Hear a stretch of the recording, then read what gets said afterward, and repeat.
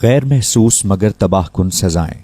کسی شاگرد نے اپنے استاد سے کہا کہ ہم رات دن اللہ تعالیٰ کی نافرمانی کرتے ہیں مگر اللہ تعالیٰ ہمیں سزا نہیں دیتا۔ استاد محترم نے جواب دیا، ایسی بات بالکل نہیں ہے، اللہ تعالیٰ ہمیں کتنی سزائیں دیتا ہے مگر ہمیں اس کا احساس نہیں ہوتا۔ وہ استاد فرمانے لگے، اللہ تعالیٰ کی سزائیں کیا ہوتی ہیں ذرا غور سے سنو۔ نمبر 1، مناجات الہی کی لذت سے محرومی۔ کیا رب سے مناجات کی لذت تم سے چھین نہیں لی گئی؟ نمبر 2، قساوت قلبی۔ اس سے بڑی سزا کیا ہو سکتی ہے کہ انسان کا دل سخت ہو جائے؟ نمبر 3، نیکیوں کی توفیق نہ ملنا۔ ایک بڑی سزا یہ بھی ہے کہ تمہیں نیکی کرنے کی توفیق ہی نہ ملے اور تم یوں ہی گناہوں کی دلدل میں آگے جاتے رہو۔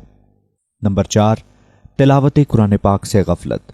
کیا ایسا نہیں ہوتا کہ دن کے دن گزر جاتے ہیں مگر تلاوت قرآن کی توفیق نہیں ملتی؟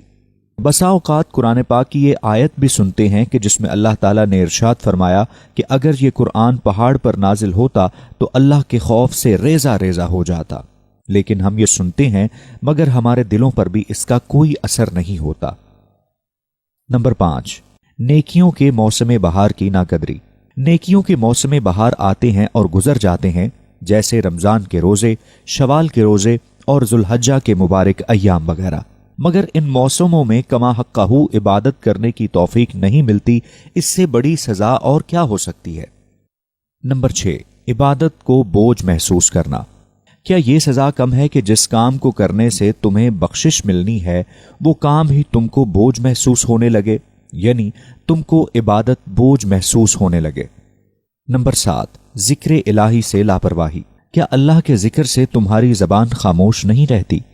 نمبر 8، نفسانی خواہشات کے سامنے شکست۔ کیا نفسانی خواہشات کے سامنے خود کو تم کمزور محسوس نہیں کرتے جس سے تم دنیا کے ہی ہو کے رہ گئے ہو؟ نمبر 9، دنیا کی محبت۔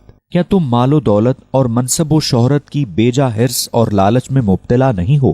اس سے بڑی سزا اور کیا ہو سکتی ہے کہ دنیا داری کے تمام معاملات تمہیں اللہ کی راہ میں چلنے سے روک چکے ہیں۔ نمبر 10، کبیرہ گناہوں کو معمولی سمجھنا۔ کیا ایسا نہیں ہے کہ تم بڑے بڑے گناہوں کو معمولی اور حقیر سمجھتے ہو، جیسے کہ جھوٹ، چگلی وغیرہ؟ نمبر 11، فضول کاموں میں مشغولیت۔ کیا بیشتر اوقات تم فضول اور لامعنی چیزوں میں مشغول نہیں رہتے؟ نمبر 12، آخرت سے غفلت۔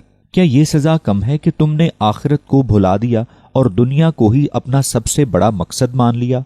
اسی سزا کی وجہ سے انسان آخرت کی ناکامی کا منہ دیکھے گا۔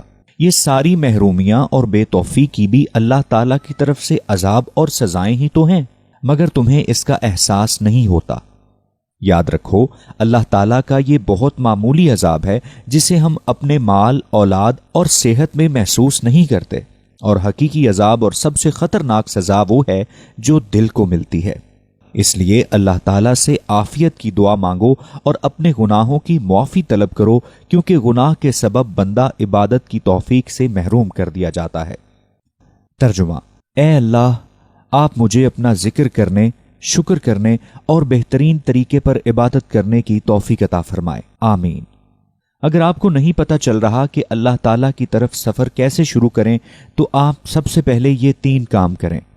نماز کی پابندی کریں، دن میں 2 مرتبہ قرآن کریم کی تلاوت ضرور کریں، اور ذکر الہی کو زندگی میں شامل کریں۔ آپ نے بس باقاعدگی سے یہ 3 اعمال کرنے ہیں۔ 1-2 مہینوں کی پریکٹس یوں ہی کریں۔ جب آپ نماز کو اور قرآن و ذکر کو 2 مہینوں تک پابندی سے کر دیں گے تو پھر ان کو سیکھنے، سمجھنے اور ان کی درستگی کی طرف آئیں۔ پھر آپ اپنی نمازوں کو درست کریں، پھر سے نماز سیکھیں، اپنی نماز کی غلطیاں درست کریں، اور ساتھ پھر قرآن پاک کی تلاوت سے سمجھنے کی طرف آئیں۔ اسے سیکھنے کی طرف آئیں، چاہے خود ہی ترجمہ پڑھ لیں، مگر اس کی آیات پر غور و فکر ضرور کریں۔ قرآن پاک کی آیات سے سبق نکالیں اور پھر اسے اپنی زندگی میں شامل کریں۔ خود کو اس کی آیت کی کسوٹی پر پرکھنے کی کوشش کریں، اور یہاں سے اپنا تزکیہ و تقویٰ کا سفر شروع کریں۔ ذکر کو اٹھتے بیٹھتے اپنا معمول بنا لیں، اور قرآن کو خوبصورتی سے پڑھنے کے لیے اس کی تجوید کو سیکھیں، اپنی غلطیاں درست کریں۔ جب آپ تجوید سے قرآن سیکھ کر تلاوت کریں گے تو آپ کو مزید لطف آنے لگے گا، آپ کو قرآن پاک سے مزید محبت ہوگی، کیونکہ جب کسی کام کو اس کے اصول و ضوابط کے مطابق کیا جائے تو اس کا اثر آپ پر بہت زیادہ ہوتا ہے۔ آپ کو یہ سب بہت مشکل اور بہت سارا لگ رہا ہوگا، لیکن بس ایک دفعہ ٹھان لیں اور ارادہ کر لیں کہ اللہ کا بن کر چلنا ہے۔ اللہ تعالیٰ سے ہدایت کی دعا مانگیں اور اللہ کی فرما برداری میں آنے کی سرتوڑ کوشش کریں۔ شروع کے دن انسان کے لیے بہت کٹھن اور آزمائش بھرے ہوتے ہیں۔ انسان بار بار پیچھے جاتا ہے، اسی ماحول، اسی زندگی اور انہی ترجیحات میں جہاں سے وہ نکل کر آیا ہوتا ہے۔ شیطان بھی انسان کو مکمل اکساتا ہے کہ بہت مشکل راستہ ہے، کہاں ایک آزادی والی زندگی چھوڑ کر پابندی میں جکڑنے جا رہے ہو۔ ہر چیز کو آہستہ آہستہ کر کے، تھوڑا تھوڑا کر کے ساتھ ساتھ زندگی میں شامل کیا جائے تو دینی زندگی کو اپنانے میں کبھی مشکل نہیں ہوتی۔ مگر جب ہم بہت سارا علم حاصل کر لیتے ہیں اور عمل کے لیے کسی دوسری زندگی کا انتظار کرتے ہیں، تب علم بوجھ بن جاتا ہے اور عمل تو کہیں دور رہ جاتا ہے۔ آپ نے آج اللہ کا کوئی حکم پڑا ہے کہ جھوٹ نہیں بولنا، تو آپ نے آج ہی سے اپنی زندگی میں اس بات کو شامل کرنا ہے، کل یا پھر تک اس کو نہیں چھوڑنا۔ یوں دین اپنانا آسان رہتا ہے۔ آپ کو تب تک دعائیں اور کوشش کرتے رہنا ہے جب تک آپ اپنے آپ کو آمادہ کر کے اس راہ پر گامزن نہیں کر لیتے۔ اس سے پہلے اپنے آپ کو چاہے گھسیٹ کر بھی اس راہ پر لانا پڑے تو ضرور لائیے گا، کیونکہ ان مع العسر یسرا،